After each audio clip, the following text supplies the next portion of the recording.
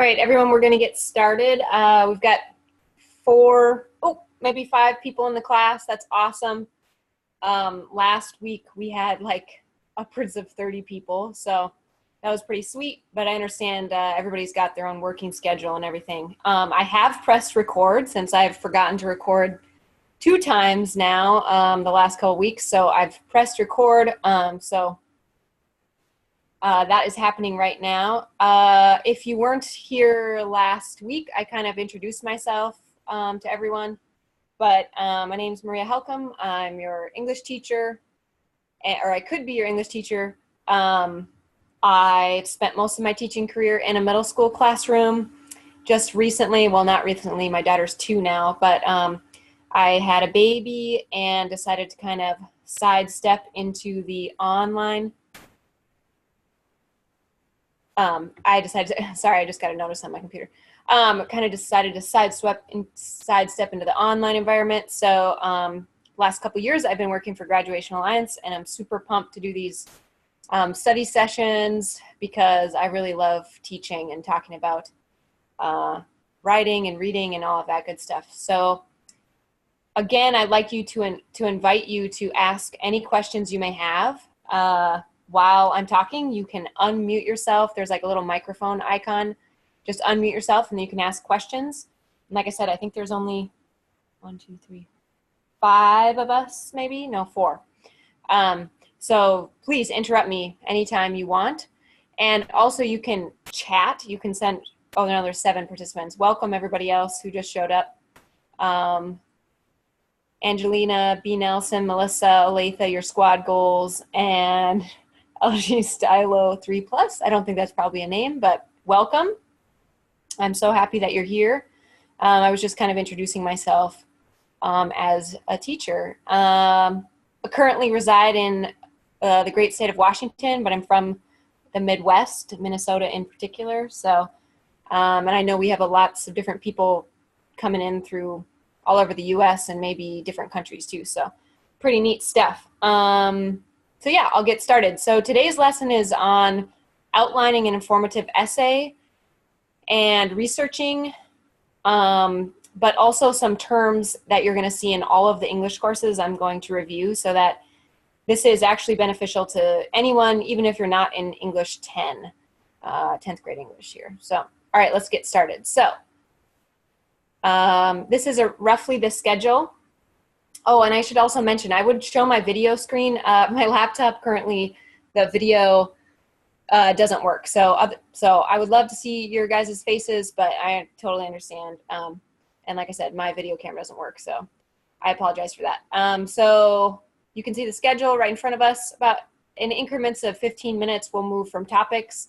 And then the last bit, hopefully we can have some question and answers. But like I said, since you guys there's only 7 of you here, or 8 now, whoever just showed up, welcome.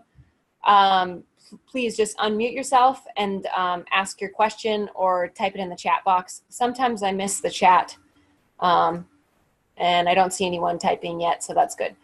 All right, I have pressed record. Yay, I did not forget. So here are the essential questions for our lesson today.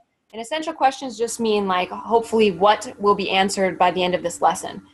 You guys have, if you're in English 10 or English 9 or 11 or 12, you've probably seen these types of terms before. It stands for topic sentence, concrete detail, commentary, and a concluding sentence. So we're going to go over what those mean. We're going to hopefully identify why following a writing format is important, and also why a research outline and creating an outline is important in the writing process too. Okay, so I first have this Prezi, and after the Prezi, we're going to play a quick like pop quiz. It's not really a quiz because it doesn't count for anything, but it's like a trivia game. So be paying attention, and then hopefully I'll get some participation from you guys out there. Also, it feels like talking to blank space. So like I said, if you want to unmute yourself and ask me a question, go for it. I'd much rather have a discussion about things than seems like just lecture on the other side here. And welcome to whoever just showed up. Sylvia, welcome, and Rachel, welcome. All right, we're going to get started here. So in all of the English courses, we created some terms Hey, Melissa. And some terms that will be used in all of the English classes. And it's based off this Jane Schaefer.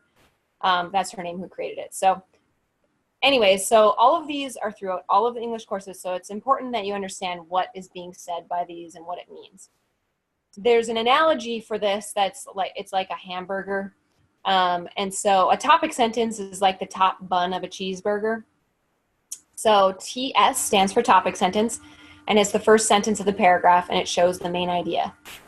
Okay, sometimes it's a controversial statement to make sure that the reader is engaged by it. And it can also be brief, only 3 words. So topic sentence, it's the bun of the cheeseburger. Here's an example topic sentence. In the fairy tale, The Three Little Pigs, the third pig is very wise. Says the main idea, and it's basically the topic. Okay. Concrete details, also referred to as CD in your outline format for your informative essay, and also lots of other essays. We use these same terms. So concrete detail is the meat or of the cheeseburger. Concrete details support your topic sentence with facts, quotes, and examples. So in an informative essay, a concrete detail is going to be your fact or a quote or an example, but it's something that was researched by you. It's not going to be an opinion, and we'll get to opinions in a second. So CDs are based on logic. A CD is evidence that supports your point. So a concrete detail in general is a fact, and for this specific assignment, it's a fact. Welcome to whoever just showed up. Let me see. Amy, welcome. Okay, so I just got done talking about concrete details. We're kind of reviewing some writing terms. Here's an example concrete detail. For example, remembering his mother's warning about a wolf, he builds his house out of sturdy brick. All right, now this is kind of a different example because it's referring to a text or a story, but this is a fact from the story. Like this happens in The Three Little Pigs. A commentary are the extras of the cheeseburger, the tomato, lettuce, mayo. They make it yours. Your CMs are your analysis, interpretation, explanation, or insight. And in simpler terms, it's your opinion. So your opinion on the fact, or how that opinion relates to your topic, or how that opinion relates to your life, whatever it may be. It's a further analysis, it's an interpretation, or an extra explanation. And simplified, an opinion. So the CDs are the facts, the CMs are the opinions, simplified. So here's an example of a commentary. The wolf is unable to blow down the brick house. This shows that the third pig is smarter than his brothers, who were both eaten by the wolf. Okay, a concluding sentence is the bottom bun of the cheeseburger. A concluding sentence wraps up the paragraph and it rephrases the main idea. So your concluding sentence is like your topic sentence because it restates the main idea, but it should be said in a different way. So you don't want to say your topic sentence exactly the same in your concluding sentence because that would be boring. Someone just wrote a chat here. Oh, Melissa, what are we supposed to write our narrative about? Depends on which narrative, but I think you're referring to English 9. And the prompt was, the moment I knew I was no longer a child. And so you would be describing maybe that moment and moments leading up to that for your narrative. But at the end, Melissa, I will totally answer any more of your questions about narratives. And I also made a video on that I can send the link to you. It's on YouTube already. So good question. Yep, no problem, Melissa. And like I said, we have such a small class. Feel free to ask me any questions about English. So here's a concluding sentence. In conclusion, the third pig outsmarts not only his brothers, but the big bad wolf as well. So the concluding sentence restates the topic sentence in a different way. So another term that this particular format is refers to is like chunking and how you put all of those together. So we don't need to go through each thing of that, but usually it's a topic sentence, 1 concrete detail, and 2 commentaries.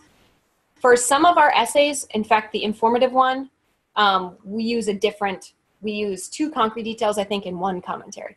But you can mess with them. You just want to follow the format that the teacher has given to you for your assignment. Another important thing for writing are transitions. So here are some example transitions. In summary, therefore, because of this, as a result, consequently. Some of those can be used for like a conclusion or even just transitioning from one idea to the next. I'm thinking in my head right now, to make this lesson better would be to have kind of like a cheat sheet for you all. So maybe for next week, I will put something together like a organizer that you guys could follow along with. Because if you're taking notes, I know it's probably going a little bit fast. Okay, so you want to see what it looks like. So you want to obviously read it aloud to yourself and make sure it sounds good. And so this has, like, for example, is a transition. In conclusion is a transition. So the author has written a few transitions so that it flows smoothly. I'm not going to read this aloud because we don't have enough time. But as you can see, this is the topic sentence right here in the blue. This would be your concrete detail. And then the green are your 2 commentaries. And then the blue is your concluding sentence. So it's just smashed into 1 paragraph. And that's how your body paragraphs will be organized for your informative essay. And so let's go back to that. Oh, I forgot. Let's do a Kahoot. So let's play this real fast. I tried to do it last lesson. It kind of worked. I'm asking for your participation. You'll see on the screen in a moment the number that you have to put into your phone. So if you have a phone or you're on your computer, you go to kahoot.it and it should show up here pretty soon. Last time it kind of made me wait for a bit. But go to kahoot.it. You can put it up on your phone, or you can open up another tab on your computer. I can't actually play, but I'm hoping at least a couple students. Last time we had 2 or 3 students that participated, so it was sweet. While it's loading, I'm going to take a drink of my coffee. And it must be a great day because it's almost 1 p.m. and I'm still drinking coffee. So while we wait, are there any questions about the terms that I used? If you're in English 9 or 10 or 11 or 12, any essay has probably referred to those terms before. So like I said, it's beneficial even if you're not in English 10. Any time, Kahoot? Okay, let's see.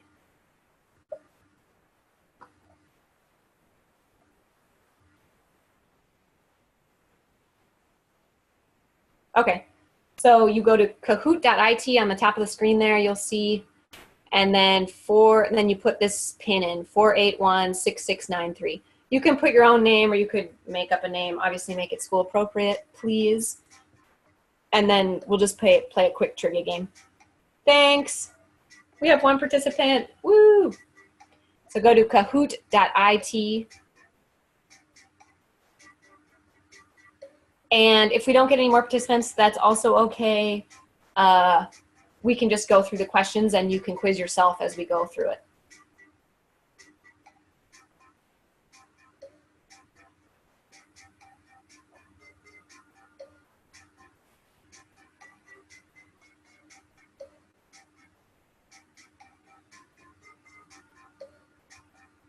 I think there's a way I can, I'm trying to, as we wait here, I'm trying to, I think there's a way I can like draw on this. No, that's not it.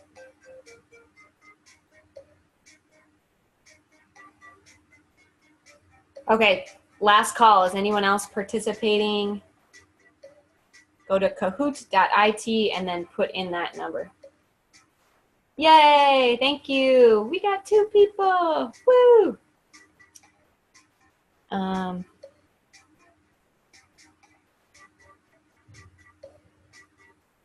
Yeah, I really wish, I thought there was one way that I could draw on this.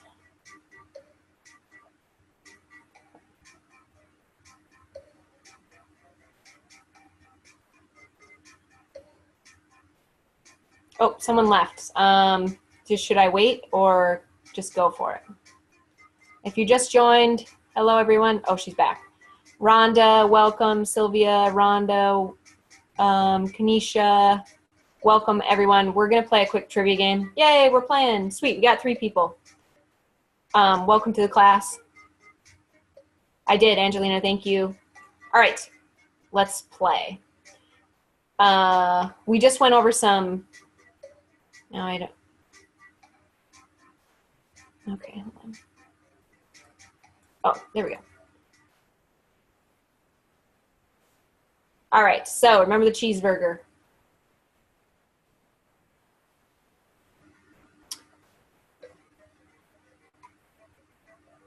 Okay, so before writing anything, know your, I can't see because all these different panels up here. Oh, your self vocabulary. Yay! I can't see what it is because I have all these tabs over here. Okay, prompt, that's a good one. And we didn't talk about that, so great guess, good job. The topic sentence is the blank bun of the hamburger. I can't read the questions because I can't. Oh, here we go. Yay, I got it. Bottom, middle, sesame seeds, top. Topic sentence is the blank bun of the hamburger.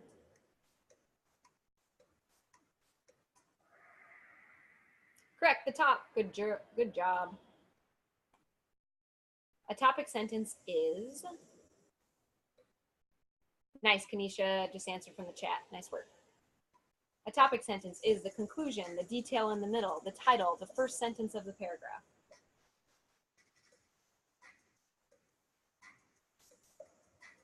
Woo, 3 answers, yeah. Yes, so the first sentence of the paragraph, nice work. The topic sentence is usually mildly controversial. We kind of talked about that because we were talking about how it engages a reader. So what do you think, true or false?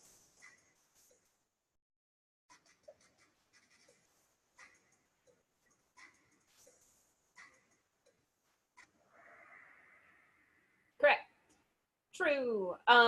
Because, like I said, it can be, like if you're doing an argumentative paragraph, your topic sentence would be your side. So it might be startling or controversial. But we kind of brushed over that. Okay, next one. A concrete detail is the blank of the hamburger. Nice, Kanisha.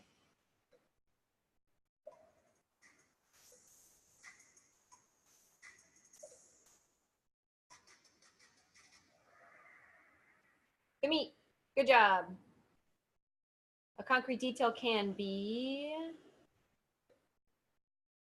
a fact, an example, a quote, all of the above.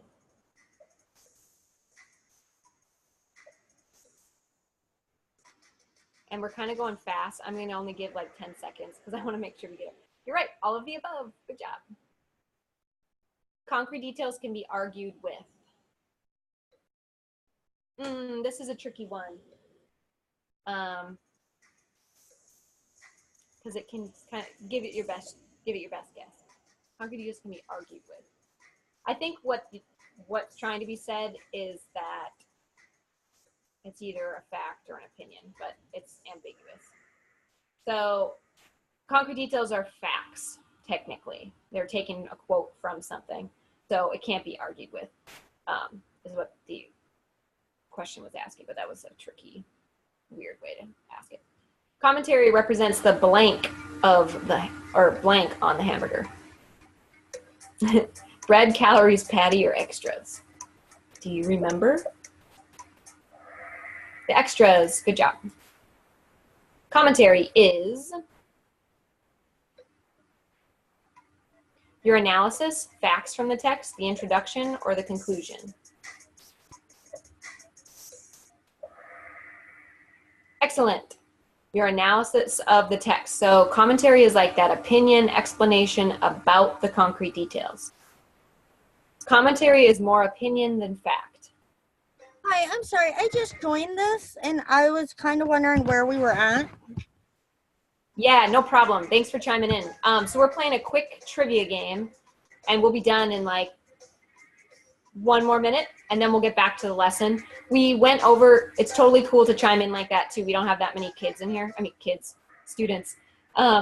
So we will get back to the lesson, but this was kind of just like a formative, quick check-in to see if we're on the same page. So if you just settle in and you can maybe quiz yourself on some of the questions.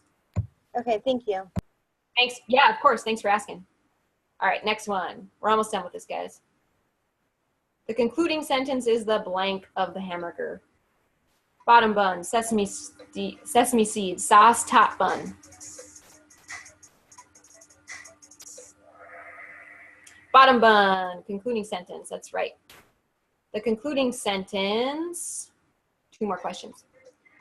Introduces a new topic, adds more facts, restates the main idea, or adds commentary.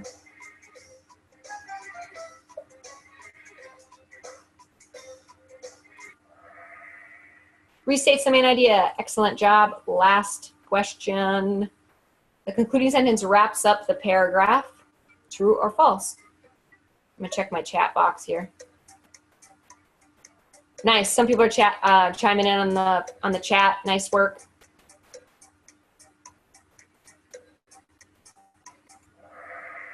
True. Yep. Good job. Okay. I'm like super pumped that you guys participated. Thank you so much. And we had participation in the chat box too, so appreciate that. Okay, we are done with Kahoot. So I'm going to sign out. You can go ahead and sign out as well.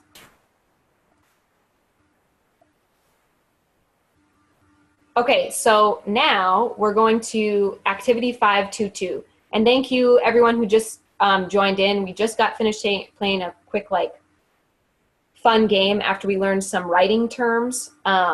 And now we're going to get to English 10 activity 522.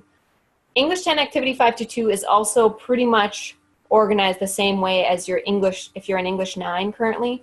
It's also organized the same way. So English 9 is about a person of influence. Same thing, it's an informative essay.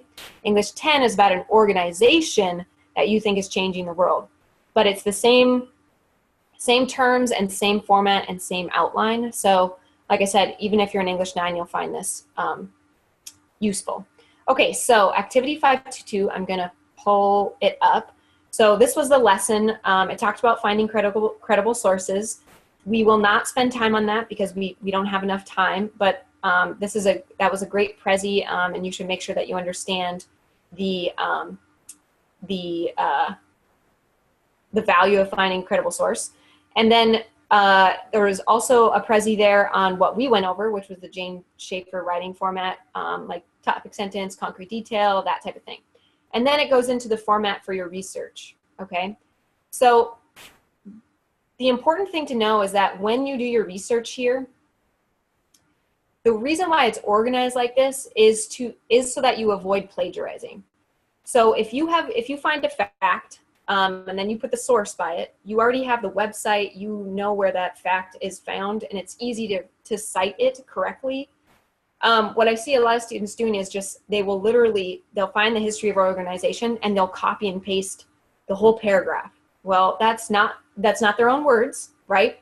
And even if you listed the website there, that would still be plagiarism because you still have not put in quotes, not given an in-text citation. So the reason why this research outline is given in this way is so that you avoid plagiarism, okay? And so that by the end of the final essay, you turn something in, nothing's plagiarized in it because you followed the writing process. So each step is important, and so don't just jump to the final essay because you might have missed a couple steps. So here you'll see the format here you're being asked to research. So basically, your topic for English 10 is an organization that you think is changing the world, and you are going to research that organization. So you have 3 topics that will turn into your 3 body paragraphs. You have history of the organization, then you have who and what the organization serves, and then how the organization serves, okay? And these are 3 different topics that you're going to have to research. For this example, I chose a organization that I think is awesome. It's called Kiva. Has anyone ever heard of that organization? You can chime in on the chat if you have, or unmute yourself. But anyways, this is Kiva. This is the website. And basically what they do is they give like micro loans out to people all over the world who have an idea to start a business.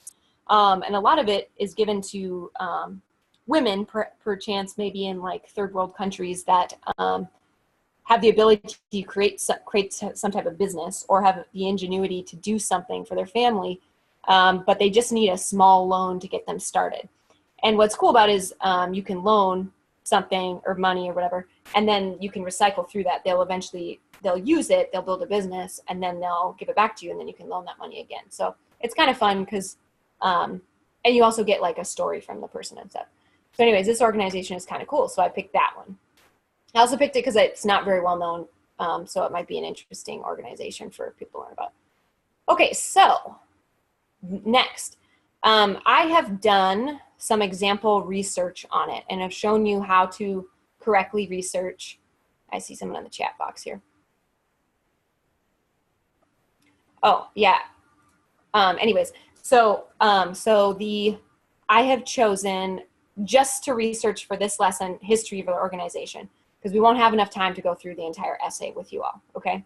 So if I was going to research history of the organization, what I first did was I found a credible source. Well, this is their website, and yes, I would say it's credible. Of course, it's biased towards the impact they have on people because it's written about the organization by the organization. But I think it was a good starting spot to find some facts. However, I did not find much information about the history of the organization. So there was some stuff written, it's a nonprofit, 2005, blah, blah, blah. But it didn't tell me too much. So I actually had to Google, and I found a different source, which was here, that gave a little bit more history on it. And it was an article written about it. And so I took some direct quotes from this source. So this was a credible source, and like I said, we're not going to have time to go through what makes a credible source, but this one is, so just trust me on that one. And what I would do is I would follow the format given. So if you remember in your lesson, so history of organization, so I need to find a concrete detail, which has been simplified there as just in parentheses a fact. I need to find a fact about the history of the organization. And so what I did was I found that article. I found a quote from the article. I copied it. I don't remember where I found it, probably somewhere around here. I copied it, and I put it directly into my outline. Now, this would be plagiarism if I just directly copied it and didn't cite anything or list a source, okay? That's why in this assignment, it breaks it down and makes you list the source each time, okay? So you will, if you use this and you go through the steps and you put this in quotes in your final essay, well, that's not going to be plagiarism because you put it in quotes and you have the source. What gets people in trouble is that they'll copy an entire paragraph, put it in their essay, and not leave a source. Well, that's not your own writing, okay? And remember that if you plagiarize, you only get a 1%, and you won't have an opportunity to redo it, okay? And we do that because if you do that in college, it's very, very, you'll get in a lot of trouble. And so it's just practice. If it does happen to you, if you do plagiarize, it's just a learning opportunity. It's not necessarily mean that we think you're cheating or anything. It's just incorrect. So you'll have to fix it the next time. Okay, so I found a quote. I have all these tabs up here. Okay, so I'll read it. In 2005, Jessica Jackley and co-founder Matt Flannery had started San Francisco-based Kiva because during a 3-month work assignment in East Africa, Jackley had met Ugandan entrepreneurs and wanted to share their inspirational stories with friends and family. Okay, that gives me a pretty good idea of the history. So like I said, that was a direct quote. I did not write it in my own words, so I put quotes. These are quotes. Put quotes around the text so I know that's not my own writing. If I put it in my essay, I have to put quotes around it. And then I just copied and pasted the source. Later on in the essay, you'll go through and include MLA format in a works cited page. But for right now in the outline, the research outline, you only just need to just copy and paste the source there, okay? So if you look at the format here, it asks for 3 concrete details. And technically in your final essay, you only need 2. But for research purposes, you want to research and have enough research so that you can pick the best quotes or the best information from your source. So then I found another fact about and the history about the organization.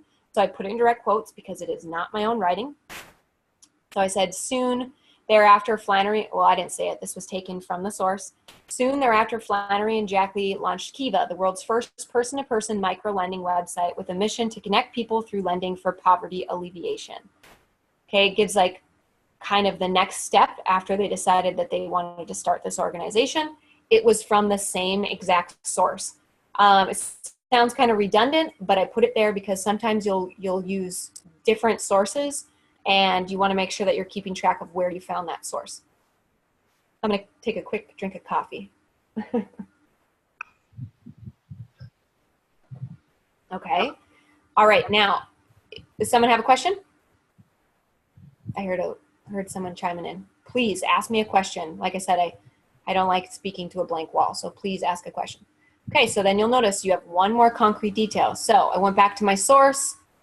I found maybe another fact from here. I copied it. Oh, look it. I have a error because I think that was probably a direct quote. So I copied it and I pasted it in here. I put it in quotes because that's not my own writing. And I listed and I copied and pasted the source there. Okay. So my next step, and this was only about history, okay? I'm only researching about the history of the organization. I'm not doing any how they serve, how they do any of their lending, what their website looks like. It's only history of the organization. Keep your research on topic. It will help you by the final essay, okay? Do I have any chat messages? No, okay. So if you were to finish 5.2, which we won't have enough time to go through and do all of these topics, but you would continue researching your organization. Some common organizations that students research are Habitat for Humanity. I love reading about Boys and Girls Club. Sometimes students research St. Jude's. Even like local businesses in their area who do a lot for the community, that has been researched. And like I said, if you're in English 9, your research is about a person of influence. So common people that are researched are people like Gandhi, Martin Luther King, let's see now, Marie Curie, Sojourner Truth, I'm trying to think of other, Mother Teresa. People that have done a lot for humanity are commonly researched, or people that you're interested in. Steve Jobs, could be anything. Okay, so English 10 is about an organization now. So you would continue on, you would find 3 concrete details on this topic, and then 3 more concrete details on this topic. And I see someone has a question. Yeah, Lillian, she did Sojourner. I know, I love learning about her. What an amazing person. Yeah, I love reading all the essays from you guys. It's pretty cool. Okay, so you would continue researching, but we're gonna jump to, and here's the rest of my research there. We're going to jump to activity 612. This is where you are going to outline your essay, okay? So I have a quick graphic organizer here that it isn't exactly what you see on the video in your lesson, but it has the same premise. So your 5-paragraph essay, so your research is going to turn into your 5-paragraph essay. Okay? It's all chunked in mini chunks so that if you follow along, you will create your final essay, okay? So this organizer kind of breaks it down. So in one of the videos, it has this graphic organizer kind of. It's like the introduction is on the top with your thesis, okay? It's this, and that would be the same paragraph. And then your 3 body paragraphs, and then your conclusion. So those 3 topics the one topic we just researched, the history of the organization, is gonna be your first body paragraph. Nothing else is going to be in your first body paragraph, just the history of your organization. Your second body paragraph, I think, is like who they serve. And then the third body paragraph is how they serve. So how do they go about? Do they have a website? Do they have people that work for them? Are they a nonprofit? Whatever it may be. But you're only talking about history in this first body paragraph. You're only talking about who they serve in the second body paragraph. You're only talking about how they serve in the third body paragraph. Okay? And then your introduction includes your thesis, which is the main idea of your essay. So you're introduced basically your topic in your introduction. And of course, your conclusion restates your main idea, okay? Restates the main points from your essay. So I like kind of having this like visual out there because it helps you kind of map it out. And you'll see that your research is going to turn into those 3 body paragraphs. Okay, so let's go back here. Okay, so in 612, let's go so you can see what it looks like on in your class. So 612. So here you have this listed, right? So you have it listed out just like that. And that graphic organizer is basically the same. So you have the introduction at the top that talks about the main topic, the whole topic, right? Then you have your first body paragraph, the history of the organization. And everybody is familiar now with these terms: concrete detail, commentary, concluding sentence. So we'll go over those again, but those are the exact same terms from 9th grade, 10th grade, 11th grade, 12th grade. They're all the same terms. So you don't have to relearn a new format, okay? Then your body paragraph number 2, who and what the organization serves. And body paragraph 3, how the organization serves. Now, remember that these 3 topics are what you researched. So it's going straight into the organization of your essay. So if you follow that the writing process that's outlined in your class, you'll be great. Okay. And then your conclusion is made up of a thesis restatement. So you restate it. We'll talk about what a bridge is, and a memorable idea is leaving the reader with something interesting, something memorable, so they don't forget your writing. Okay, so I have gone through and kind of written an example introduction. Now, sometimes, and I should say this, sometimes an essay sometimes an essay can include more than just 3 sentences, right? This is kind of like, this is an outline. You can add more descriptive writing. An outline is kind of just getting it on the page. It's like the skeleton, right? You're just putting it on the page, and you have some sort of organization, and you can see how the topics align with each other. So like I said, eventually your final draft, if you want to meet for your final draft, you could turn in your essay with no grammatical errors, written in paragraph form, and you would probably pass. But if you want to get an A, you'd want to add more descriptive details, make it more engaging, that kind of thing. And revise to make sure that your writing by the end is a little bit more revised and engaging than just your outline. Okay.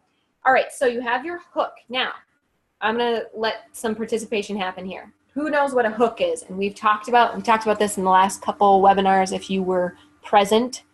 What's a hook? Has anyone heard what that is? What is a hook? What does it mean when your teacher asks you for a hook? I'm gonna wait. Yay, chat box. Good job, Lillian. Yep, Rhonda says grabbing the audience. A hook, Lillian says a hook is something to hook the reader's attention. Exactly. So I chose, in this example, a question. You could include a really interesting fact. You could give a very descriptive detail or description about somebody. So at this organization, Kiva, they tell the stories of the people that have started their own businesses and what the loan has done and helped them do. And so I could have started that with a story from Kiva too, which probably would have been a lot more interesting. But because I only had so much time to create this lesson, we went with a question. So my question was, have you ever wondered how you can give but also get your money back? So kind of introduces the topic, but leaves the reader wondering, oh, yeah, usually when I give something, I don't get my money back, right? The bridge. We've talked about this term in past webinars as well, but a bridge is just something that kind of transitions from the hook to the thesis, okay? And sometimes it's tricky to do. So what I do is I write my thesis first, then I come up with kind of an interesting hook, and then I do my bridge. But you can find out what works best for you. And then your thesis is your main idea. So it should include your organization and something about your organization, basically what your essay is all about. So I said Kiva is a micro-lending website that lends to people all over the world. Okay, that's like the main idea, right? This is going to be all about this organization, Kiva, and what it does, lending to people all over the world, and that it's a website. Okay. Any questions about hook, bridge, thesis? Kind of tricky. And like I said, you're doing the same thing in English 9. You're doing the same exact thing, just a different topic. You're going to be writing about a person of influence. English 11, I think you're writing about a mentor, and I think English 12 is a problem solution essay. But same format, and you're using the same terms, okay? All right, so because I wanted to show how the research goes into the organization, or the outline, I did body paragraph number 1, but I did not do the body paragraph 2 or 3 because we won't have enough time to do that. But I did write a conclusion, okay? All right, so this is how I took my research and put it into an outline without plagiarizing, okay? Let's see, somebody has a question on the chat. You can't hear me? Uh-oh. Shante says she can't hear me. Can anyone else hear me? Can you all hear me? Okay.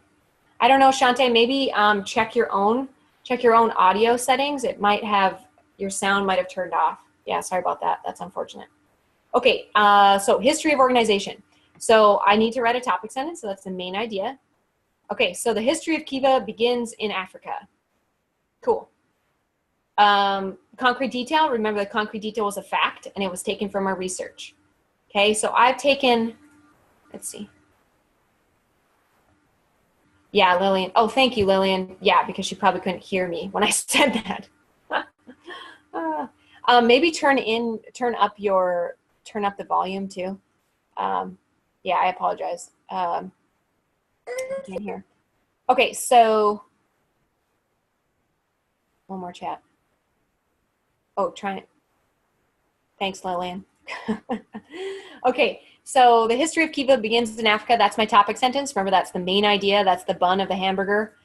Your concrete detail, that's the fact taken from your research. And I took it exactly straight from my research outline. Earlier, I wrote this fact and I put it down in my outline. Now, this would be plagiarism. Okay, this would be plagiarism if I did not put it in quotes and I didn't cite the source. I think there's directions in the outline for English 10 that you're not being graded on in-text citations by that time or in your outline, but you should, if you know it's a direct quote, put it in quotes. And you should note the source, but you can always look back at your research as well.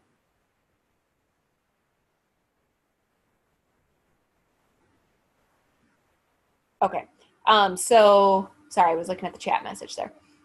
So this is a direct quote, I put it in quotes, and then the author of this article's last name was Aker. And so I put that in parentheses. That's how you add in-text citations. I don't have enough time to talk about in-text citations as well, but I did do another study session on that one, and I can give you the YouTube video for that too if you're interested. Okay, then your outline, if you remember, asks for another concrete detail. That's kind of out of the, I think the Prezi that we looked at asked for concrete detail and 2 commentary, but because this is informative, we stuck in another concrete detail. So you need to add another fact. So I added another fact, and my quote starts here. I added some of my own words, and then I put the quote here, and it was from the same source, so it was the last name of the author, and I wrote it here. Then I have my commentary, and that's basically an opinion on, or my opinion on how it got started, and I'm going to read the whole thing in a second. And then my concluding sentence restates the topic, okay, of the paragraph. So here we go. The history of Kiva begins in Africa. In 2005, the founders of Kiva, during a 3-month work assignment in East Africa, had met Ugandan entrepreneurs and wanted to share their inspirational stories with friends and family. Hey, if you notice, this is kind of fun here. It's called an ellipses. It means I skipped something and then continued on with the quote. I didn't need all of the quote, so I just did ... A lot of people do it with like text if like you're leaving something out. But grammatically, if grammatically correct, you put ellipses in the middle of a sentence. You don't do ... at the end, even though it's common in like text messages and stuff. Okay, then the next concrete detail, Jessica Jackley and co-founder Matt Flannery launched Kiva, the world's first person-to-person micro-lending website, with a mission to connect people through lending for poverty alleviation. That was the direct quote. I put it in quotes. I introduced it with my own words, which is really the best way to put a quote in. You don't want to just put quote after quote with none of your own writing, because then you won't have your own personal voice in it. Then I put the last name of the author in parentheses and a period at the end. My commentary: it's amazing to me that this was founded just based on a 3-month work assignment and now is an incredible way to loan money to people all over the world. You'll notice that this is not a fact. This is my own analysis of the fact. Okay, my own thought on this. And my concluding sentence: Kiva began as a means to share stories and lend money to help those in poverty. So I kind of restated the inspirational stories and the poverty alleviation. So I restated that topic. Okay, so that's an example. Any questions on how that turns in from your research to your outline? Just chime in if you have any. And then, like I said, I won't have enough time to go through body paragraph 2 and body paragraph 3, but you could see how that would just be the same. You would research those topics, and then you would put your concrete details in there, making sure to put them in quotes, or you can also write this in your own words, but you still have to give credit to the author. So if I wanted to just write this in my own words, I could have, and I would still have to list the author there. So we're going to skip those, and then here's the conclusion. So it's listed a thesis restatement, and so that basically restates my initial thesis, which was, my thesis was, Kiva is a micro-lending website that lends to people all over the world. So I wrote, as you can see, using a transition there, Kiva is an organization that lends to people in need all over the world. Sweet. Basically says the same thing, but just in a different way. I'm going to skip to the memorable idea because the bridge just transitions. Memorable idea is kind of like a hook for your conclusion. It leaves the reader thinking about your essay. So I wrote, with Kiva, you can read about what your money did and continue to recycle the initial donation through many people. The initial donation continues to make an impact years later. And mine was 2 sentences long. Like I said, you can add, it doesn't have to be just 1 sentence. But this, I kind of drew on some emotion, right? If you're donating to something, or you're giving some type of thing away, your time or whatever. And so hopefully if readers feel an emotion, they may remember the essay a little bit longer. And then my bridge was something that would transition from the thesis statement to this memorable idea. Many organizations you donate to receive the money and you never hear from them again, right? You just give somebody, or you donate your time, or you do something, and then you don't hear from them. But it seems like Kiva likes to tell stories, and so you actually get the benefit of hearing what your time or energy has given to people. So anyways, that's a conclusion. So let me double check to see if I had anything else written. Okay, cool, just the closure. Double check if I talked about everything I wanted to. Cool, cool. Okay, let me check the time. Sweet, we've got about 10 minutes left. So any questions any of you have? I had to minimize all the people in the class, so now I can see you all again. So yeah, if you have any questions, I am here. You can unmute yourself. If it's, I have a lot of students in 9th and 10th, so I would say that I'm a little bit better at answering those questions, but a colleague of mine and I wrote 11 and 12 as well, so I could answer your questions on 11 and 12 if you happen to be in that class as well. I'll just kind of give you some wait time. Ooh, sweet, I see a chat. Oh, Rhonda, I am writing a summary for the excerpt on I Have a Dream. Cool. I also did a short micro lesson on that. So if you turn it in and you get a low score, I'll probably give you that, the YouTube video on that too. And my last study session, we talked about the I Have a Dream speech as well. So I can throw some extra help at you if you needed it. But Rhonda, the biggest thing for writing a summary, well, not the biggest thing, but what you want to do first, obviously, is read the excerpt. So if you had the excerpt to read, you want to read the excerpt. then you want to write your topic sentence. And I think the equation that that's written in the lesson is you want to explain or list the title, the author, oops,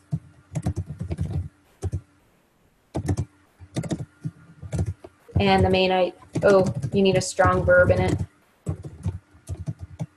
and the main idea.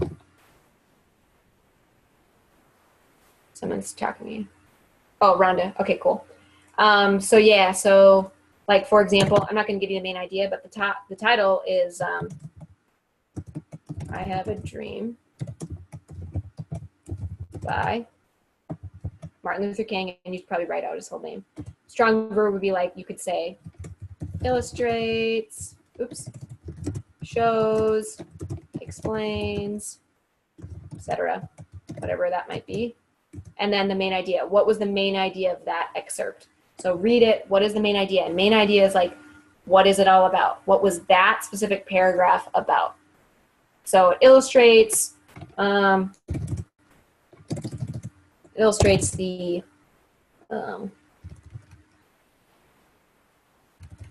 challenges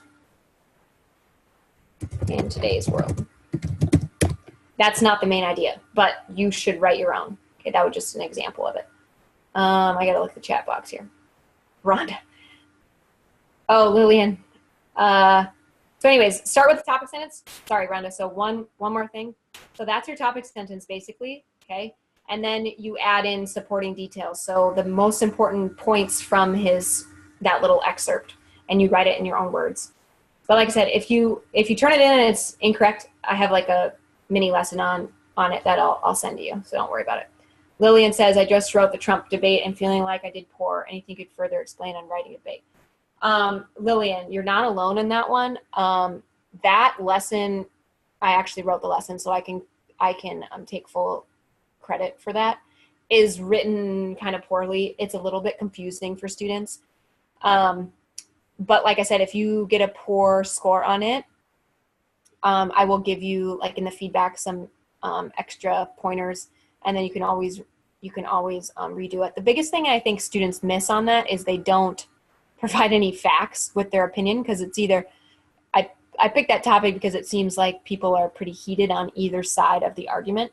So you got to make sure that you find some type of source on whatever side you are going to argue about.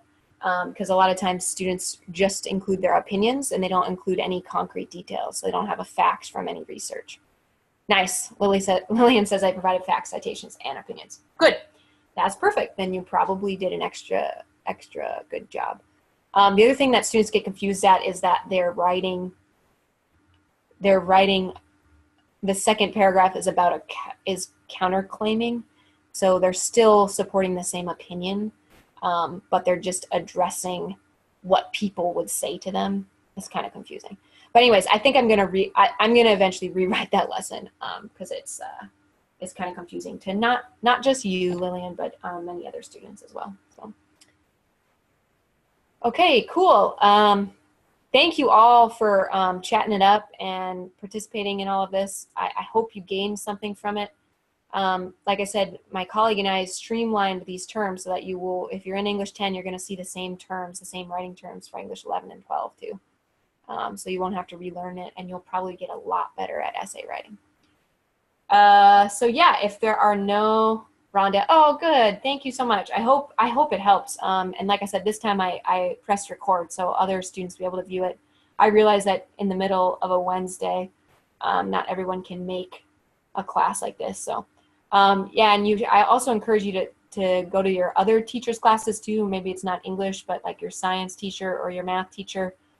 They should be running these weekly. So so head over to those too as well. And good. I'm glad, Shante. I'm really, really glad. Thank you for showing up.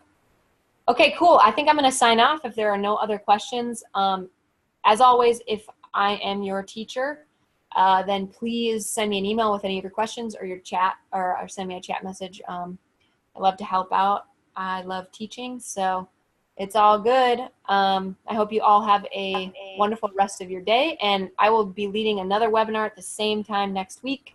I'm not exactly sure what the topic will be. It'll probably be something that students have struggled with, but if you have an idea, you could send me an email and maybe I'll do it on the topic that you suggest. So